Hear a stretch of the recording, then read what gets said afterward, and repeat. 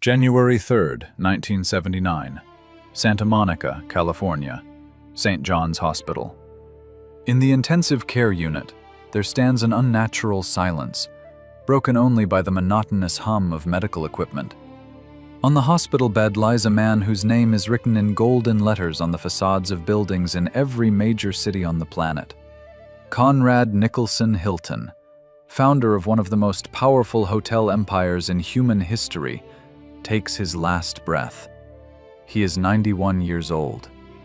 At that moment, while doctors record the time of death, 10 kilometers from the hospital, in the most prestigious district of Los Angeles, Bel Air, life freezes in a vast estate at 10,640 Bellagio Road. The servants in the Casa Encantada mansion, which translates from Spanish as enchanted house, stop the clocks. The massive wrought iron gates close. But the mourning lasts briefly.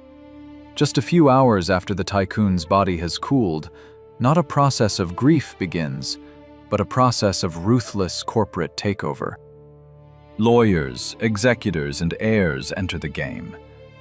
All of them look at this house not as a family nest, but as the most expensive asset in private real estate in the United States of America at that time.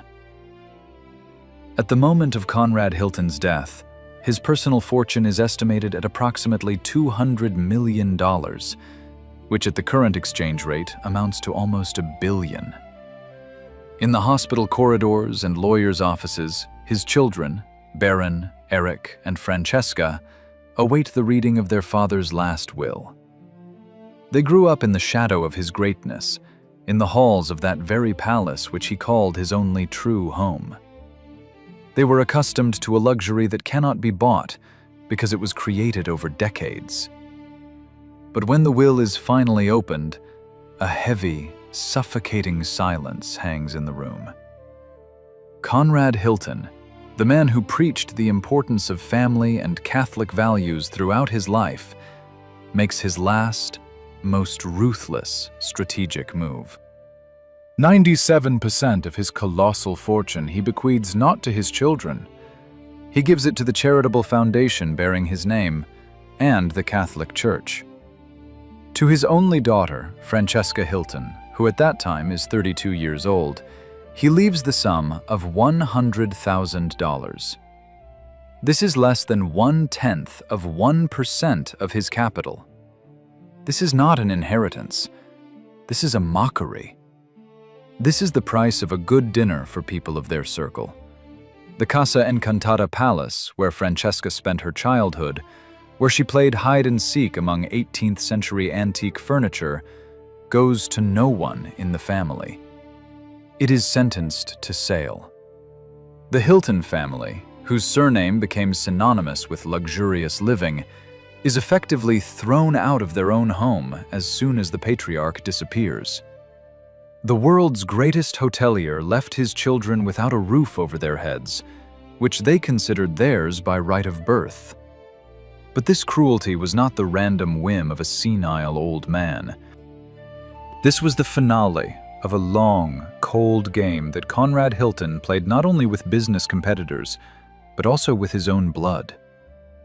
Casa Encantada was never just a home.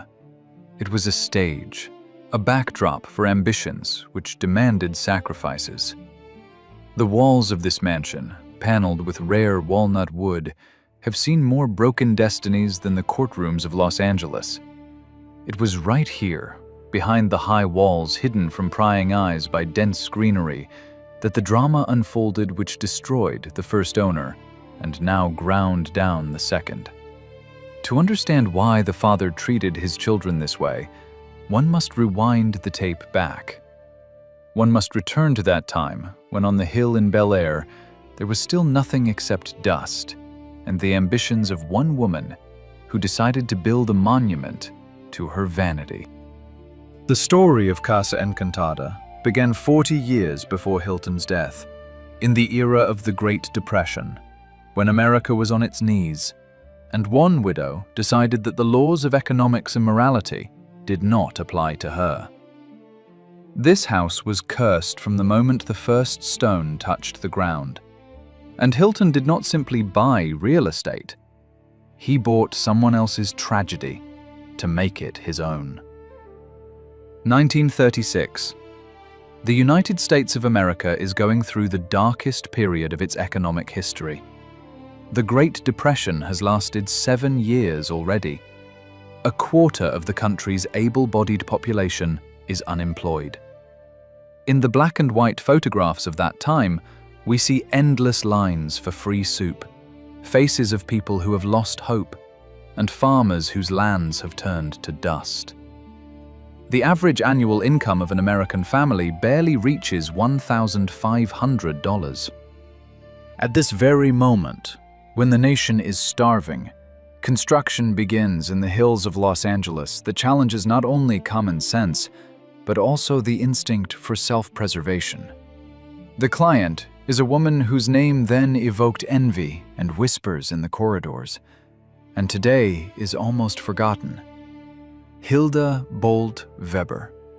To understand the tragedy of the Hilton Dynasty, which would unfold here half a century later, one must first understand this woman's obsession. Hilda was not born into silks. She was an outsider.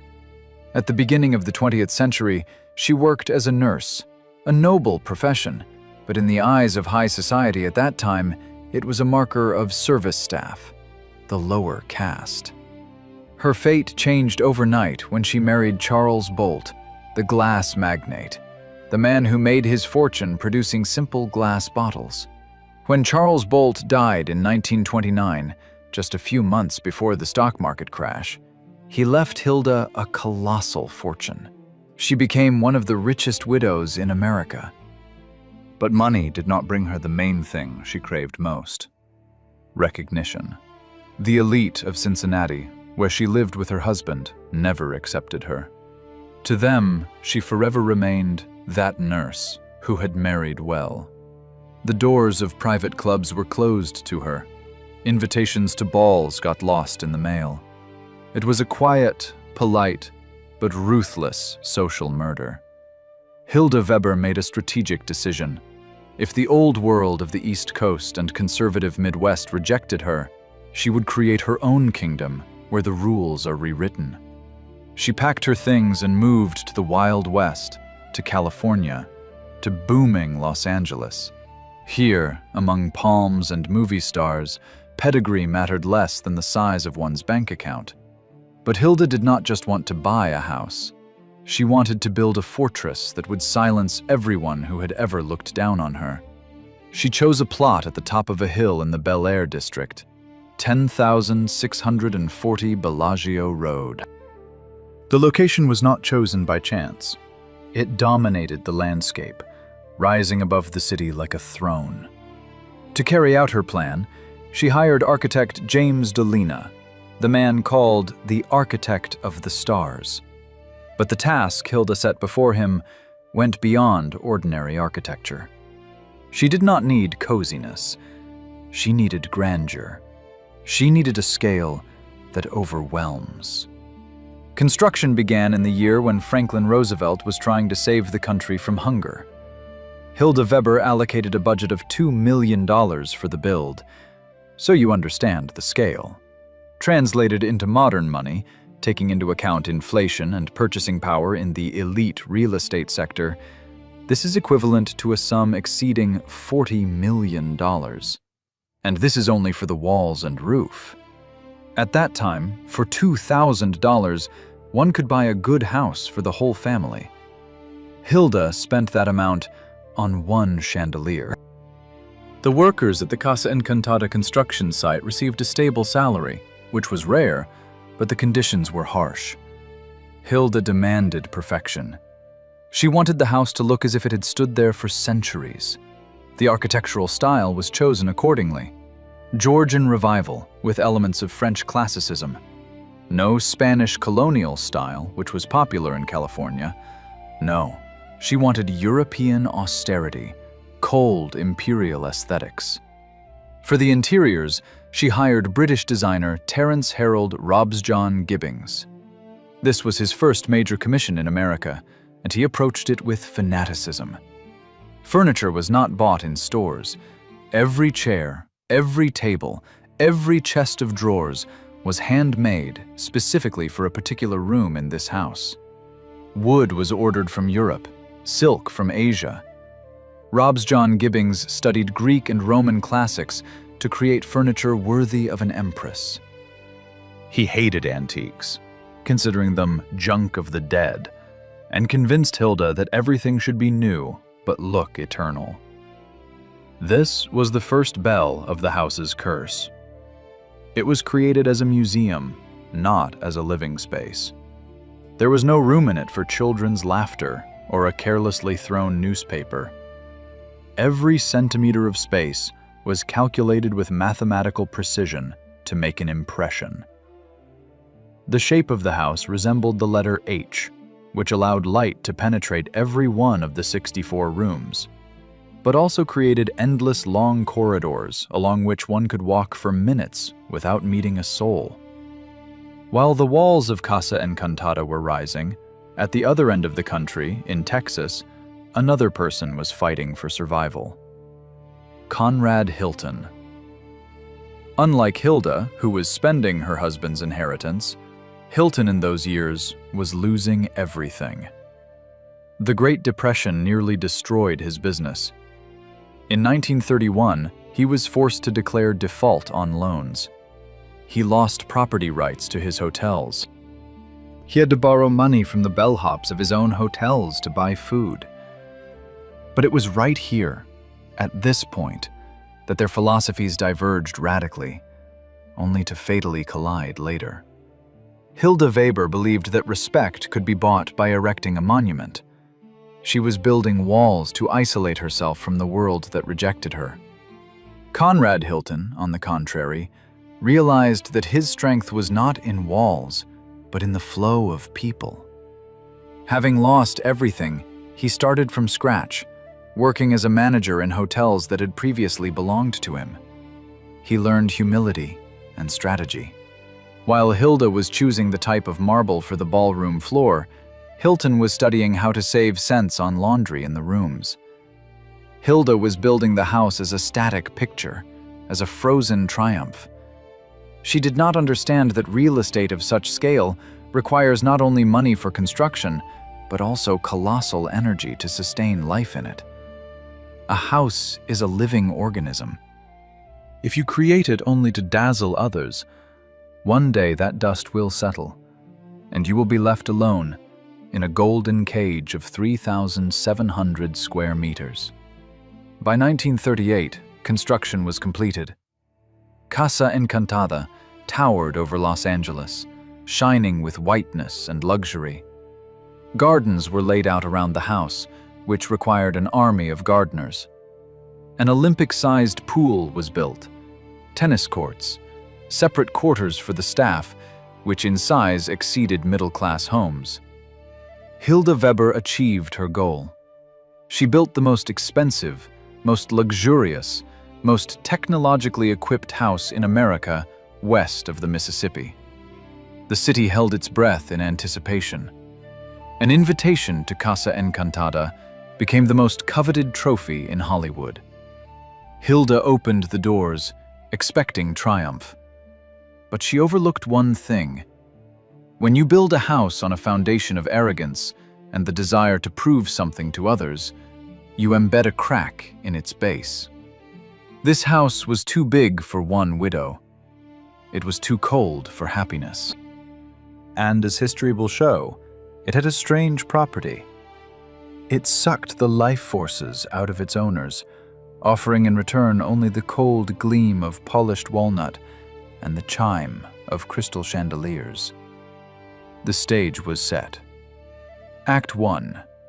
The rise of Hilda Weber. But behind the curtains, the entrance of the one who would turn this house into the headquarters of a global empire was already being prepared. The end of the 1940s. While Hilda Weber wanders through her endless empty halls, the world outside is changing rapidly. The era of old money and industrialists is fading, giving way to the era of corporations, media, and global brands. And while the widow of the glass magnate tries to hide the tremor in her hands from creditors, a man steps onto the stage who turned this new era into his personal weapon. Conrad Hilton. In 1949, his photograph appears on the cover of Time magazine. The headline reads, "Innkeeper to the World."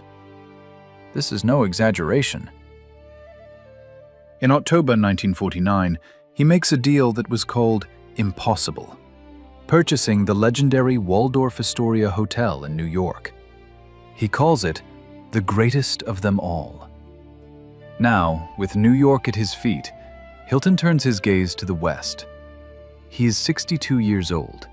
He is tall, impeccably dressed, his gray hair always perfectly coiffed.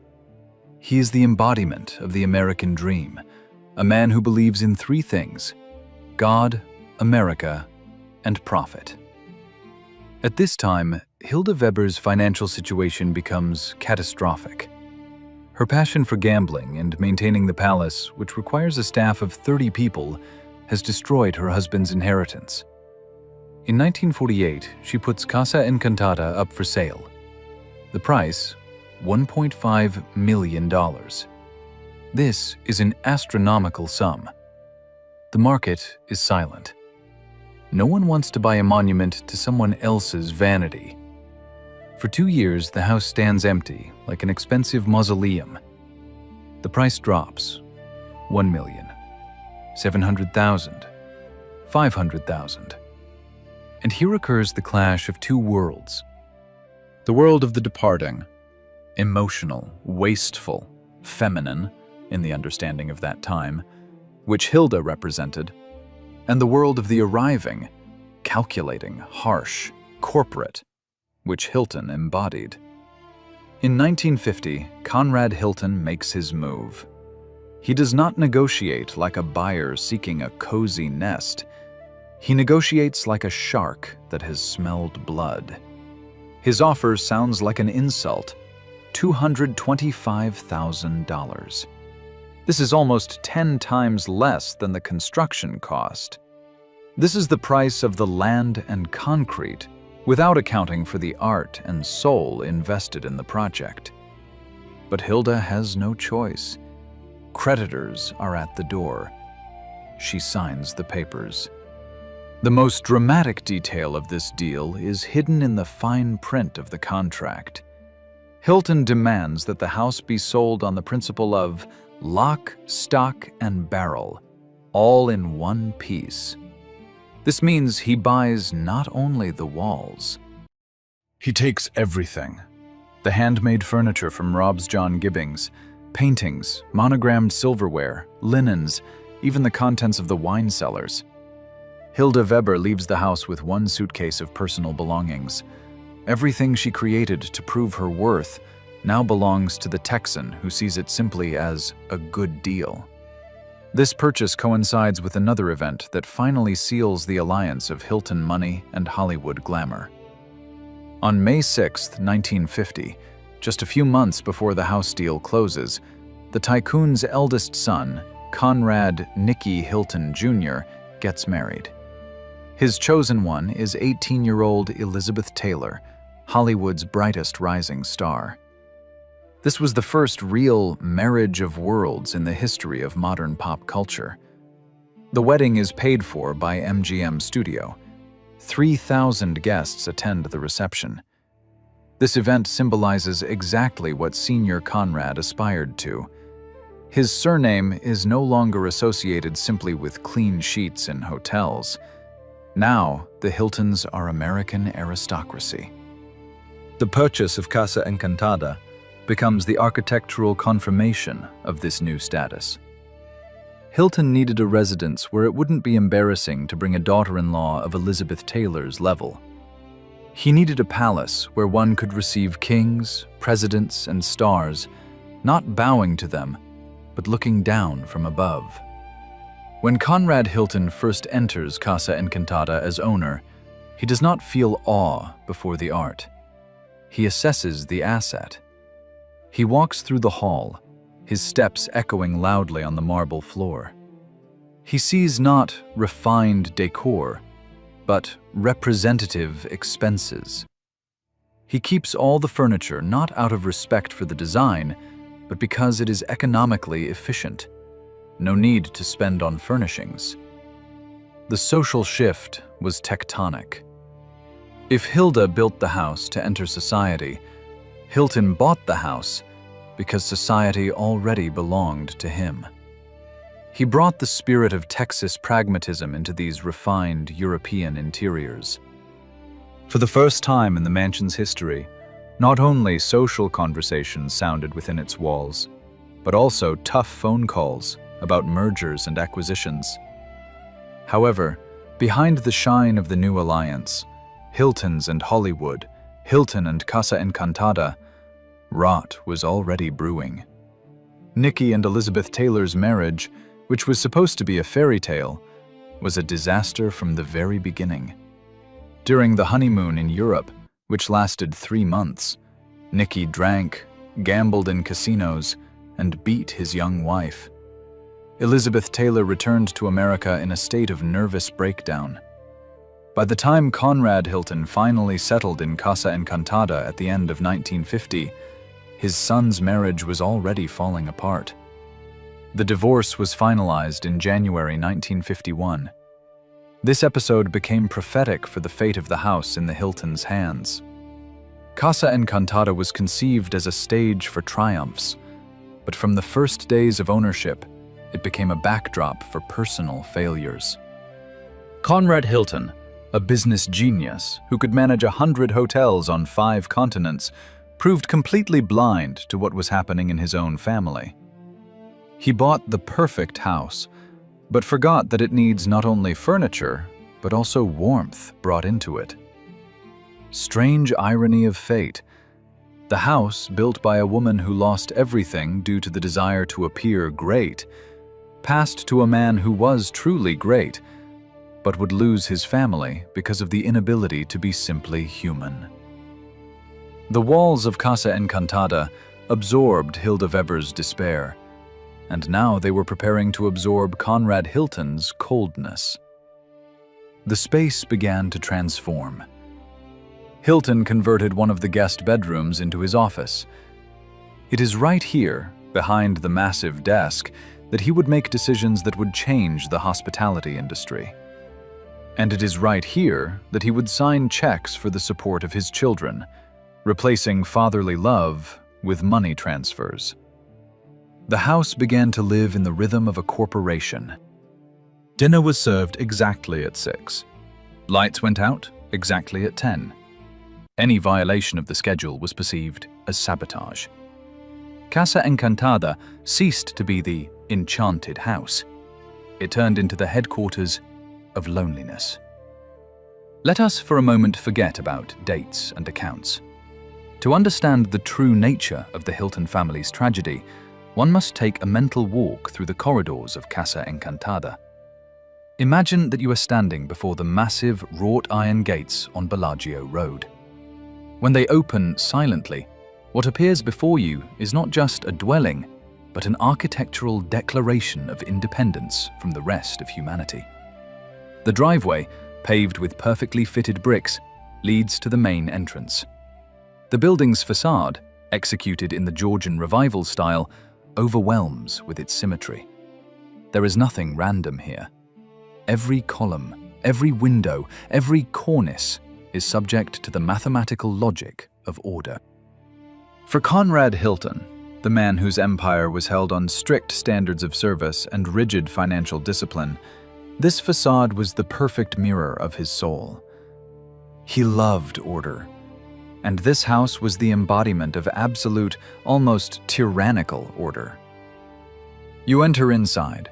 The first thing that strikes the senses is not visual luxury, but the acoustics.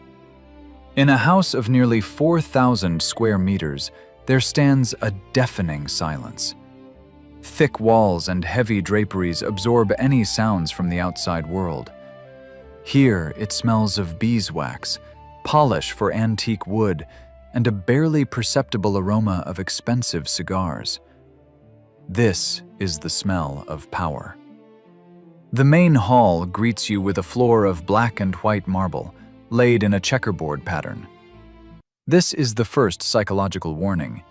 You have entered a game board where the rules are set by the master. The gaze is drawn upward to the ceiling 12 feet high, from which a crystal chandelier hangs. It not only illuminates the space, it dominates it. The staircase, curved in a smooth arc, seems to float in the air. Architect James Delana designed it so that a descending person would look like a deity coming down from heaven. It was exactly like this that Conrad Hilton descended to his guests. Slowly, solemnly, always impeccably dressed. Let us proceed to the heart of the house, the library. This room is completely paneled with English walnut.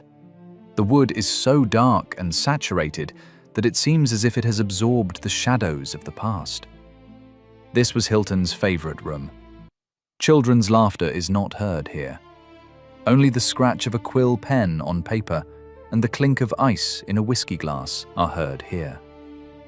The furniture, created by Rob's John Gibbings, with legs in the form of lion's paws and Greek sphinxes, reminds us of ancient empires. Sitting in the armchair, Hilton felt not like a hotelier, but like a Roman consul. This room was designed for solitude. It is psychologically impossible to relax in it. It demands a straight back and a clear mind.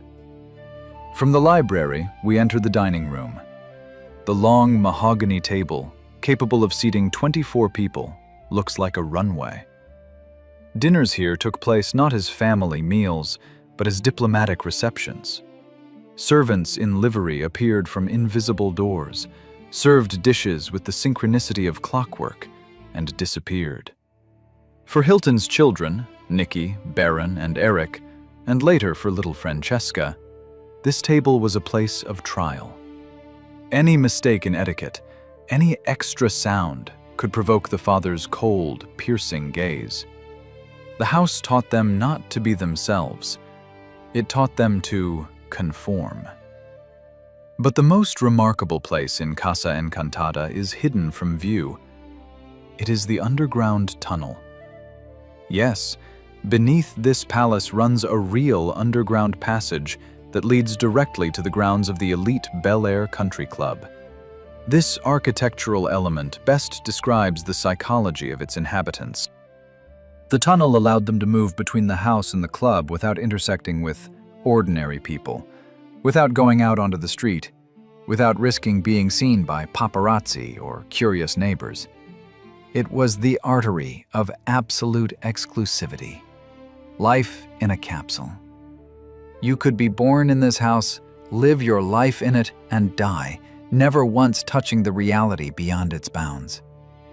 64 rooms, each of them a masterpiece, each a trap.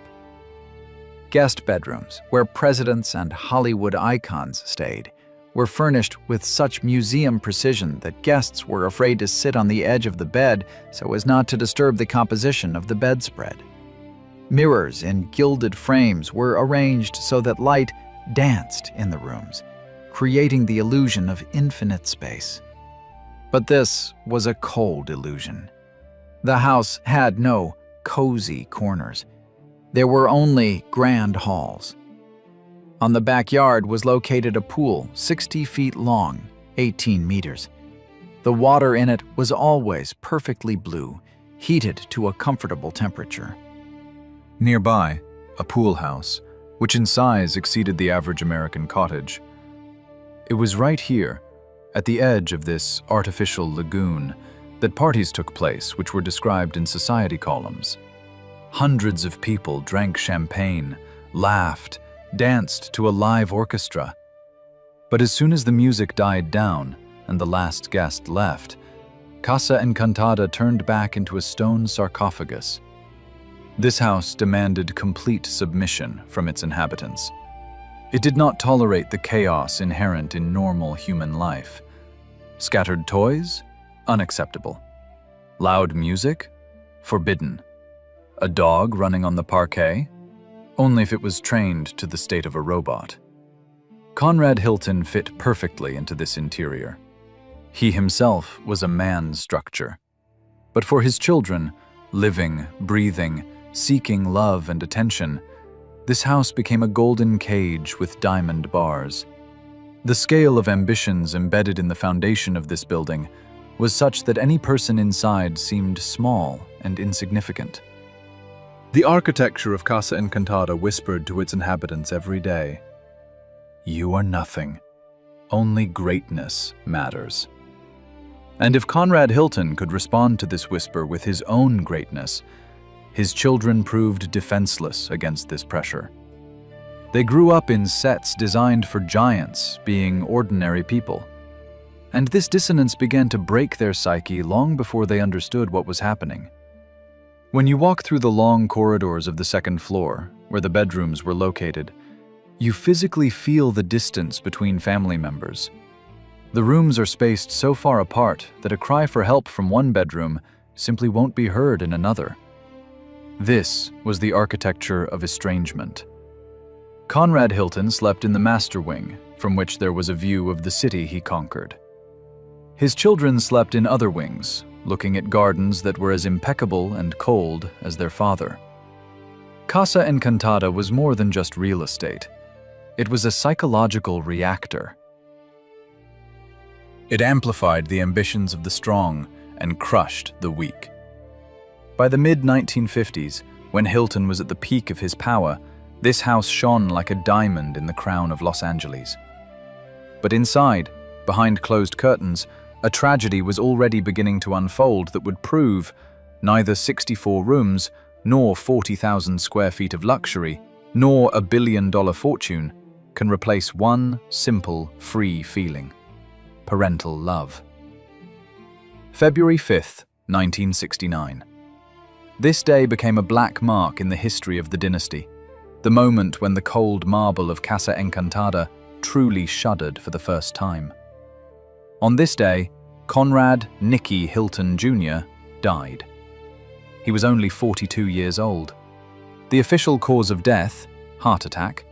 The real cause, 2 decades of self-destruction, alcohol, and attempts to fill the void that formed in his soul under the pressure of his father's surname.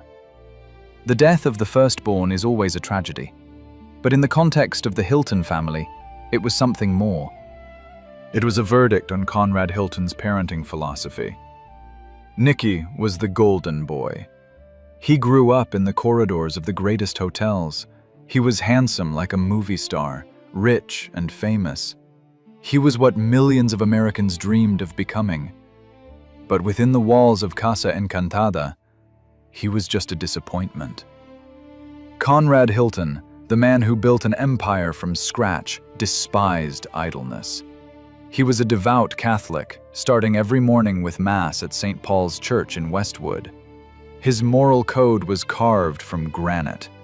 Work ennobles, and unearned wealth corrupts. He looked at his eldest son and saw not an heir, but a caricature of success. Nicky did not build hotels.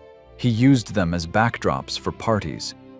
He did not make deals. He lost fortunes in casinos.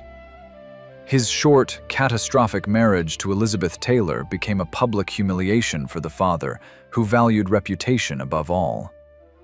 The tragedy lay in the paradox. Conrad Hilton loved his children, but he loved them with the same love with which he loved his buildings. He wanted them to be functional, durable, and useful. But people are not buildings. Nicky broke under the weight of expectations. When the coffin with the body of the 42-year-old heir was being lowered into the ground, Conrad Hilton stood with dry eyes. His grief was deep but invisible. For him, his son's death became confirmation of his greatest fear. Big money is poison for unhardened souls. It was precisely at this moment, standing at the grave, that he finally became convinced of the correctness of the decision that would shock the world 10 years later. If money killed Nicky, he would save the others by depriving them of this poison. But there was another figure in this drama whose fate was intertwined with Casa Encantada in the most bizarre way. Francesca Hilton, Conrad's only daughter. Her mother was Zsa Zsa Gabor, a woman who was the complete opposite of Conrad. If Hilton was an ascetic at heart, Gabor was the embodiment of hedonism. Their marriage lasted 5 years, and Francesca was born already after her parents had separated. For Conrad, she was a living reminder of his mistake, of a moment of weakness when he succumbed to the glamour of Hollywood. Francesca grew up between two worlds. On one side, an eccentric mother draped in diamonds. On the other, a stern father in his castle on the hill. Francesca's visits to Casa Encantada resembled audiences with a monarch.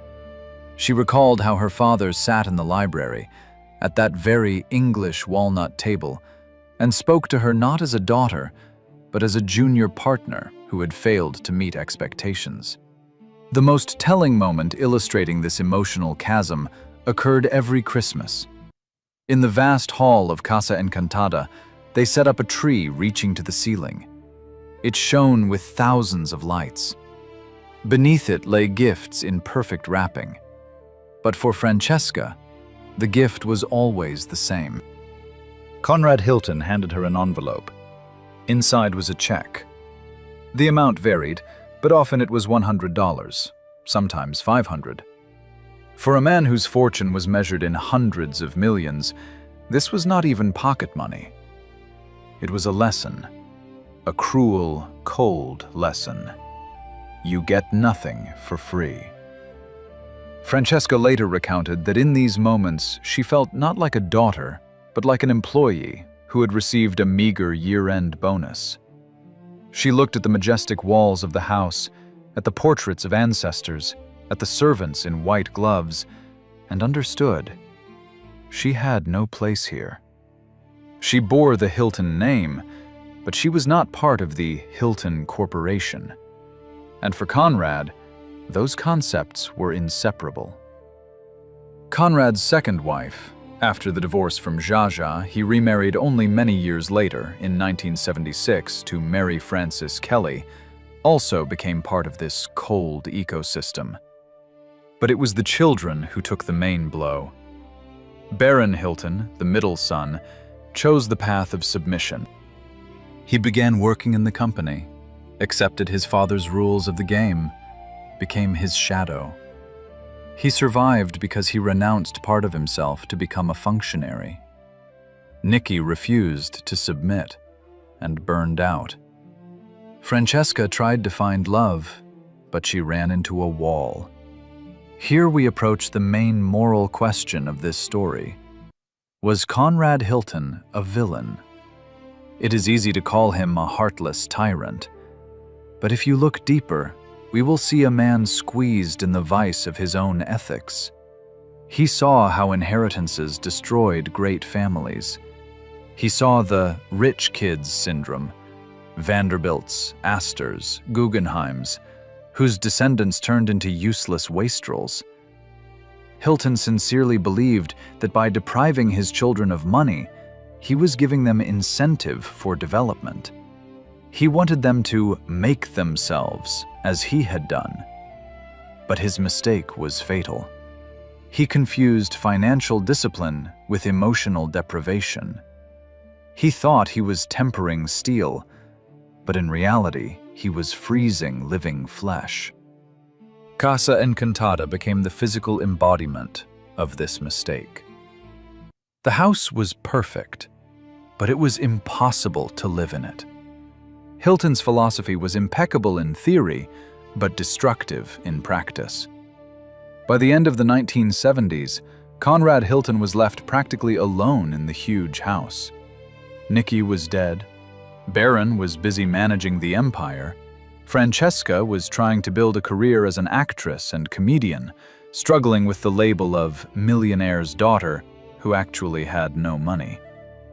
The old man wandered through the 64 rooms, leaning on a cane. Servants saw how he stood for a long time by the window, gazing at the lights of Los Angeles. What was he thinking? Did he regret it? Or did he believe he had done everything right? In these final years, the house began to change. Grandeur gave way to an atmosphere of frozen time. Rob's John Gibbings furniture, which once seemed avant-garde, now looked like props from an old movie. The era was changing. The 1980s were coming. The time of yuppies, new money, aggressive consumption. And Casa Encantada stood as a monument to a bygone era of restrained, stern greatness. The conflict between father and children was not a loud scandal with breaking dishes. It was a quiet, slow erosion. Like water wears away stone, so the father's coldness wore away the fates of his heirs. And when Conrad felt the end approaching, he did not gather the family to ask for forgiveness or bestow blessings. He called the lawyers. He was preparing his last, most grandiose lesson, a lesson that was to go down in history. He believed that his money should serve humanity, alleviate the suffering of the poor, help the church. This is a noble goal, but to achieve it, he had to step over his own children, and he was ready to take that step. For him, the choice between family in the narrow sense and humanity in the broad sense was obvious. But for Francesca, Baron, and Nicky's memory, it was betrayal. Moral ambivalence reached its peak. The great philanthropist, donating millions to help strangers, refuses to help his own daughter pay the bills. The genius who created comfort for millions of travelers could not create coziness in his own home. Casa Encantada became a witness to this final act. The walls that remembered Hilda Weber's ambitions now absorbed Conrad Hilton's cold determination. The story was approaching its climax. The denouement was near, and it promised to be as harsh as the entire life of the master of this house. January 1979. The funeral is over. Black limousines have dispersed. Flowers on the grave at Holy Cross Cemetery in Culver City began to wilt. But for the Hilton family, the real nightmare was just beginning. What happened in the lawyer's office a few days after Conrad's death became one of the most ruthless corporate and family battles in the history of American business. Conrad Hilton's will was not just a document, it was a manifesto. On 30 pages of dry legal text, the patriarch set forth his last will, which sounded like a sentence for his blood relatives. The essence was simple and deadly. Charity is more important than inheritance. From his estate, which at that time included 13.5 million shares of Hilton Hotels Corporation and was valued at hundreds of millions of dollars, Conrad bequeathed 97% to his brainchild, the Conrad N. Hilton Foundation. This foundation was to help Catholic nuns, starving children in Africa, and disaster victims. This was a great mission. But to fulfill this mission, Conrad effectively decapitated his own family. Francesca Hilton received a check for $100,000. Eric and Baron received token sums. The family was in shock. But while Francesca, lacking resources and influence, was forced to swallow the offense and retreat into the shadows, Baron Hilton, who by that time was already running the company as president, saw in this will not only a personal insult, but also a direct threat to the empire's existence. Here begins the legal thriller that lasted 9 years, from 1979 to 1988.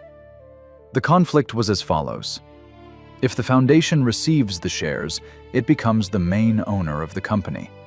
But under the laws of the USA at that time, a charitable foundation could not own such a large package of shares in a commercial company for a long time. It was obligated to sell them to diversify assets. This meant that the Hilton hotels could go under the hammer. The company could be torn apart by competitors or Wall Street raiders. Baron Hilton went against his father's last will to save his father's business. This was a paradox worthy of a Greek tragedy. He filed a lawsuit, using a legal loophole known as the Sullivan option. He argued that the shares should be repurchased by him at the market price at the time of death to maintain control over the corporation. This was a war of attrition. On one side, the son trying to hold on to power. On the other, the foundation created by the father, demanding its money for the greater good. While lawyers in suits costing thousands of dollars tore each other's throats out in court, Casa Encantada stood empty. The huge mechanism, deprived of its creator, began to cool down. Without Conrad, the house lost its meaning. It was no longer a center of power. It was just an expensive asset on the balance sheet that needed to be liquidated. In 1980, the executors put the estate up for sale. The Hilton era in Bel Air was over. The family that gave its name to global hospitality was evicted from its own home. In November 1980, a buyer appears, David Murdoch. Billionaire, financier, man with a reputation as a ruthless corporate raider. He pays $12,400,000 for Casa Encantada. At that time, this was the highest price ever paid for a private home in the United States of America. Even at the moment of sale, this house set a record, confirming its status as a trophy. But what Murdoch did became the final act of destruction of the old world.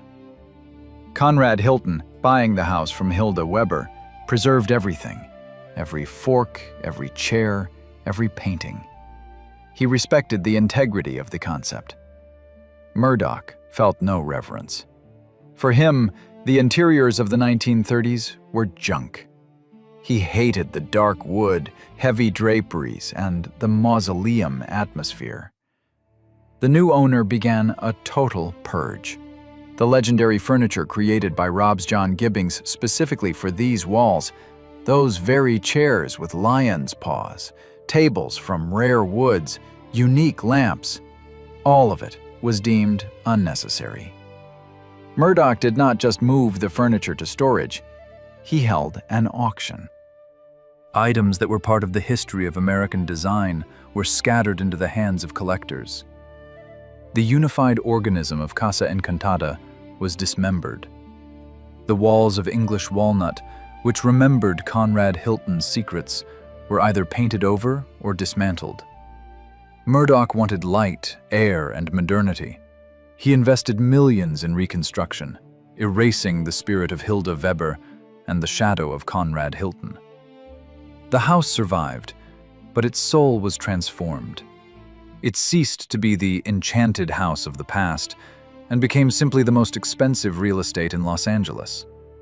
While Murdoch was rebuilding the palace and Barron was fighting for the shares, Francesca Hilton finally fell out of the picture. $100,000 in 1980s Los Angeles, this is nothing. She tried to work, performed in stand-up clubs, joking about her status as a poor little rich girl. But this was laughter through tears. While her nephews, Barron's children, grew up in luxury, for now, she lived in rented apartments. The bitterest irony of this story lies in the finale of Baron Hilton's battle. In 1988, he won the court case. The parties reached a settlement. Baron gained control of the shares. The foundation received its money in installments. The empire was saved. Baron Hilton became a multimillionaire, significantly multiplying his father's fortune. It would seem this was a victory of the human over the systemic. The son defeated the will of his dead father and took control into his own hands. But history came full circle, closing into a ring of curse. Nearly 30 years later, in 2007, Baron Hilton, already a very old man, announced his decision. He stated that he would follow in his father's footsteps. 97% of his personal fortune, which at that time amounted to $2.3 billion, he bequeaths to the Conrad N. Hilton Foundation. the circle closed. Baron spent the best years of his life fighting his father's foundation, only to do the same thing at the end of his life, give everything to the foundation and leave his heirs, including the already famous Paris Hilton, without the main capital. The curse of Casa Encantada proved contagious. The idea that huge money destroys the family took such deep root in the Hilton's DNA that even the one who fought it ultimately became its chief adherent. The house on Bellagio Road by that time was already living its own life. In 2000, David Murdoch sold it for $94 million to financier Gary Winnick. Again, a record. Again, new walls, new renovation. The house consumed the money of its new owners, remaining indifferent to their fates. But for the Hilton family, the loss of this house in 1980 became a symbol of losing their roots. They remained rich, famous, but without the nest.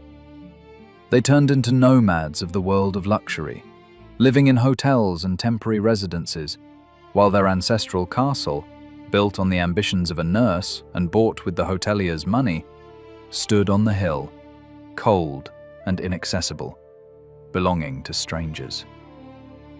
This was the moment of the story's transcendence. The house ceased to be just a building. It became a myth that you can buy everything except immortality and children's love. Conrad Hilton wanted to leave a legacy in the form of a foundation helping the world. And he did it. The Hilton Foundation today is one of the most powerful charitable organizations on the planet, saving millions of lives, providing clean water to entire regions of Africa. But the price of this global good is the destroyed micro-universe of one family. Sacrificed on the altar of the common good were Nikki, Francesca, and the emotional bond of generations. Greatness requires sacrifices. And Casa Encantada, standing on the top of the hill in Bel Air, is a silent monument to this cruel arithmetic.